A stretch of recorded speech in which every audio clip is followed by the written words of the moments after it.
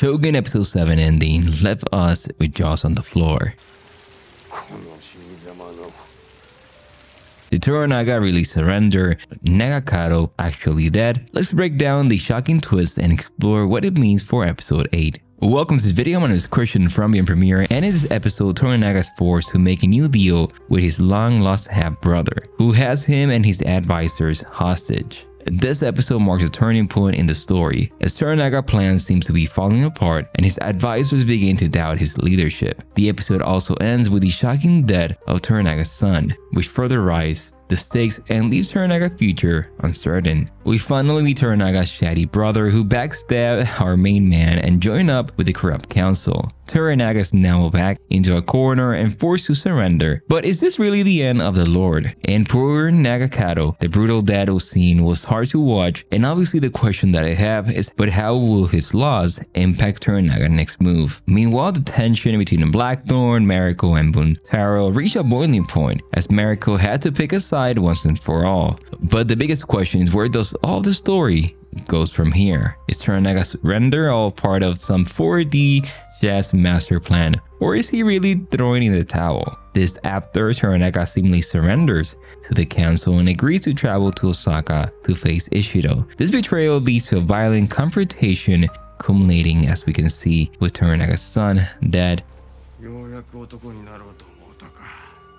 So alright, let's jump into the meat of this episode, and that is, first off, we gotta talk about that opening flashback scene with a young Toranaga, and that was intense.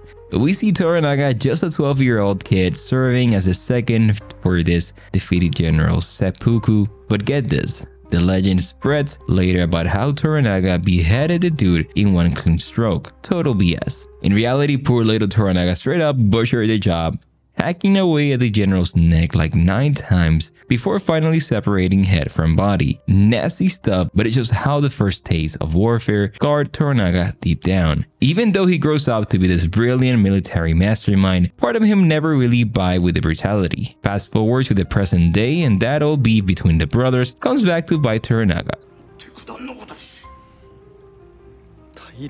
and his brother, who's always been jealous of Toranaga's success, jumps at the chance to steal his seat on the council. Not only does he refuse to join forces with Toranaga, but he full-on betrays the fam surrounding Toranaga's army and forcing him to bend the knee to Ishido. But can we talk about the way of acting of his brother? The man got no loyalty, just pure desire. He'll throw his own flesh and blood under the bus if it means moving up in the world. And now, because of this power play, Toranaga Crimson Sky plan is dead in the water. But hold up, is surrendering to Ishido really Toranaga's only move here? Or could there be a long game that his brother and the rest of us are not seeing yet? Knowing Toranaga, I would not count on him out just yet. The question is, how much more can his squad take before they crack? This betrayal sets the stage for some major drama to come. Toranaga painting himself into a corner, and if he cannot find a way to flip the script, heads are gonna roll. Maybe even his own. But that was a lot to unpack, but we're just getting started. We also got more juicy storylines to dive into, including Mariko's impossible choice and Blackthorn reaching his breaking point. Okay, let's switch gears and talk about Mariko, because she's going through a lot, and in this episode in particular, Buntaro, who's been sus of Mariko and Blackthorn's connection, finally calls Toranaga out and demands permission to execute him, this being Blackthorn. He accused Blackthorn of creeping on his wife, maybe encouraging it, and even suggests that Mariko been approving of this, but just fired. But Toranaga's like, hold up, if you really believe that, you have to kill Mariko too. And that's when Buntaro backs down real quick, and just not ready to take things that far. Still, Toranaga used this moment to put Mariko on a blast and force her to choose once and for all, is she ride or die for Team Toranaga, or is she gonna keep simping for the barbarian? Mariko, who's been caught between a rock and a hard place this whole time, doubled down on her loyalty to Toranaga. But check this. But this is really important, and I believe is gonna play out in the future episodes. He also begs him to let her commit seppuku and end her cursed life, as she calls it. That's how turned up she's inside. On one hand, she's bound by her samurai code and her duty to Toranaga and Buntaro, but on the other hand, Blackthorn presents this forbidding path to freedom and a different way of living. She's trapped in this impossible dilemma and is eating her up. But with everything crumbling around them, Toranaga needs all hands on deck. even if it means Mariko's gotta suffer in silence. But can we just take a second to acknowledge the incredible acting in this scene? We can see Mariko's anguish, which was so raw and real, respect to the actress. But for real, with Crimson Sky collapsing and Toranaga's enemies closing in, something's gotta give for Mariko soon. Will she find a way to break free, or will her loyalty to the samurai way be her undoing? Only time will tell. Alright, last but definitely not least, we need to talk about my man Blackthorn and how he's reaching his limit with Toranaga cryptic moves. Throughout the episode, he has been pushing Toranaga to give him a straight answer about his role in Crimson Sky. He wants to know if he will finally get to command in battle, putting all his skills to use. But Toranaga keeps brushing him off, refusing to let Blackthorn in on just how bad things have been gotten. And when his brother betrayal drops, Toranaga decides to surrender. Blackthorn is like, hey, what happened to all the gifts and titles you gave me? Were they just empty moves? We can see how Blackthorn is just furious and confused by Toranaga's decision to surrender. The way he sees it is a betrayal of everything that Toranaga has been fighting for. And he questions whether Toranaga ever truly intended to follow through with the Crimson Sky plan. Obviously yes, but with everything that's going on, he had to change plans. But in this episode, Blackthorn's frustration boils when he learns that he will not be given command of his ship during the journey to Osaka. He feels like he has been used and discarded by Toranaga, and he begins to question the meaning of all the honors and gifts. As you can see in Blackthorn's eyes, Toranaga basically condemning them all to death by giving up. And he's not wrong. Without Toranaga's protection, his chances of seeing his crew again or getting out of Japan alive are slim to none.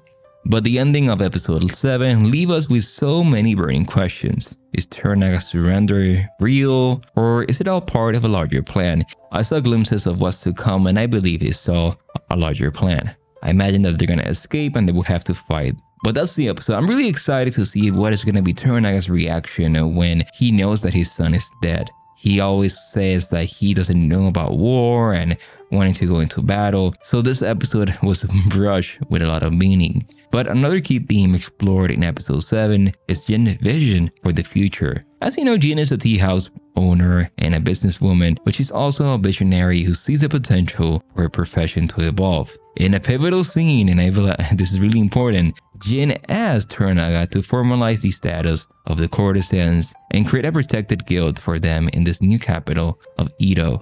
On the surface, it might seem like an odd movement for her to make her pitch, with Toranaga on the brink of ruin and war, but Jin recognized a kindred spirit in Toranaga, someone else who rose from humble beginnings to become a dominating political force. He appeals to his sense of legacy, painting a picture of how Toranaga, new city in Edo, could set the standard for generations to come. This proposal is the seed of what will become the Yoshiwara pleasure quarters in Edo and the formalized geisha system. On the surface, this episode saw how Toranaga got his game face on. He's all about the end game, the next move, the bigger picture. But you can tell that his loss is gonna hit him hard in the next episode. Losing his son and the heir is a major blow to Toranaga's legacy. It's a deeply personal tragedy, and it's gonna be making him question everything. His choices, his ambitions, because of this bloody game he's playing.